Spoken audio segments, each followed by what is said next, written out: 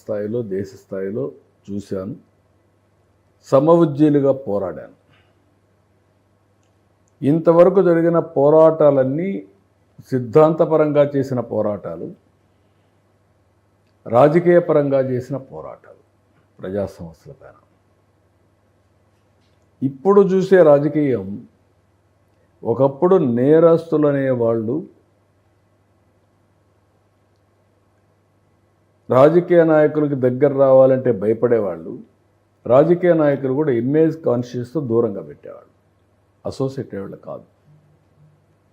ఇప్పుడు నేరస్తులే రాజకీయ నాయకులైపోయి రాజకీయ పార్టీ నడిపే పరిస్థితికి వచ్చేసి శాసించగల పార్టీని నడిపే పరిస్థితికి వచ్చారు. అధికారాన్ని హస్తగతం చేసుకునే పరిస్థితికి వచ్చారు. అవినీతి ఇవన్నీ. That is much more dangerous. మీకు కేస్ స్టడీ. ఒక బాబాయిని చంపిన దీన్ని ఆ డెవలప్మెంట్స్ అన్నీ చేస్తూ ముఖ్యమంత్రిని ముద్దాయి చేయగలిగినారంటే you can imagine what about ordinary person. బతకనిస్తారా?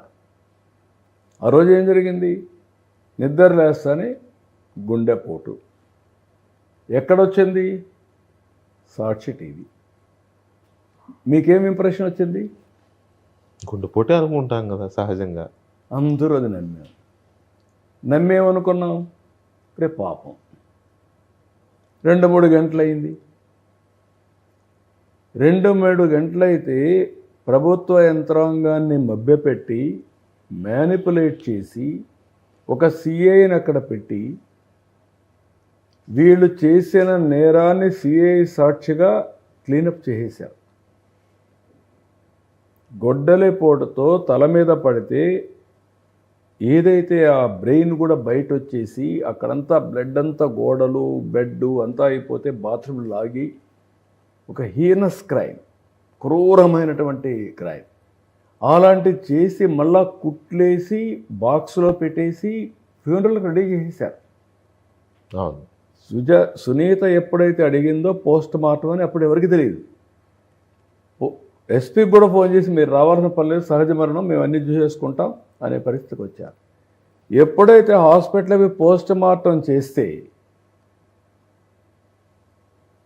ఇది గొడ్డలి వేటు అంటే వితిన్ 2 అవర్స్లో మా నాన్న చనిపోయాడు, ఆవిడ మా చిన్నాన్న కూడా చంపేశారు అని మళ్ళీ దాన్ని ఎంత దుర్మార్గం అన్నారు.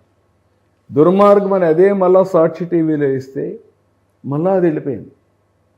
నెక్స్ట్ డే సాక్షి టీవీ పేపర్లో నారాసుర రక్త చరిత్రను పెట్టి మనవల విలన్ చేసేశారు. చాలా పెద్ద కత్తి పెట్టేశారు మీ చేతిలో. అంటే కెన్ యూ ఇమాజిన్ పొలిటీషియన్? అస్సలు పైగా మీకు అంటగట్టడం అయిందని ఎవరు జీర్ణించుకోలేపారు. బట్ పబ్లిక్ సంహో నమ్మారు కదా. నమ్మారు.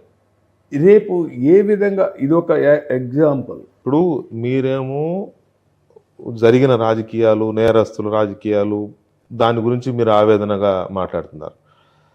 రెడ్ బుక్ పాలన లేదు, రాజ్యాంగ ప్రకారమే చట్ట ప్రకారమే నేరస్తులను ఇది చేస్తాము, నిందితుని చేస్తామని మీరు స్పష్టంగా చెబుతున్నారు. జగన్మోహన్ రెడ్డి గారికి అది ఇష్టం లేదు. రెడ్ బుక్ అమలవుతోంది, రెడ్ బుక్ రాజ్యాంగమే అమలవుతోంది అనేది ఆయన మాట్లాడుతున్నాడు రోజు. లేటెస్ట్ ఎపిసోడ్, నేను ఆ పదం మీ దగ్గర నేను వాడాలో వద్దో తెలియదు కానీ వాడక తప్పడంలా. సాక్షి టీవీలో జరిగిన చర్చ, అమరావతి, ఆంధ్రప్రదేశ్ మహిళలను ఉద్దేశించి ఆ రకమైన వేశ్యల రాజధాని, అది ఎంత హీనెస్, అది ఎంత ఆ మటర్ ఎంత హీనెస్ అంటారో ఈ టర్మినాలజీ కూడా అలాంటిదే కదా. దీని మీద మీ స్పందన? అంటే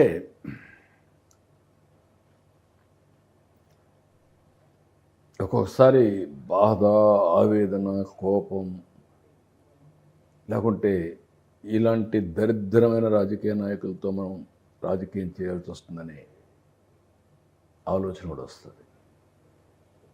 ఇది ఒక ఎగ్జాంపుల్. అందరికీ ఆడబిడ్డలు ఉన్నారా? భార్య ఉంది, కూతుర్లు ఉంటారు, తల్లి ఉంది. అదే సమయంలో ఒక ప్రాంతంలో ఉండే మహిళల్ని ఉద్దేశించి వేశ్యల రాజధాని అని మాట్లాడుతూ దాన్ని సప్లిమెంట్ చేసే విధంగా మళ్ళీ మాట్లాడి వాళ్ళ మనోభావాలు దెబ్బతినడం అనేది ఇది క్షమించడం నేరం. I'm asking. ఇలాంటి వ్యక్తులు రాజకీయాలకు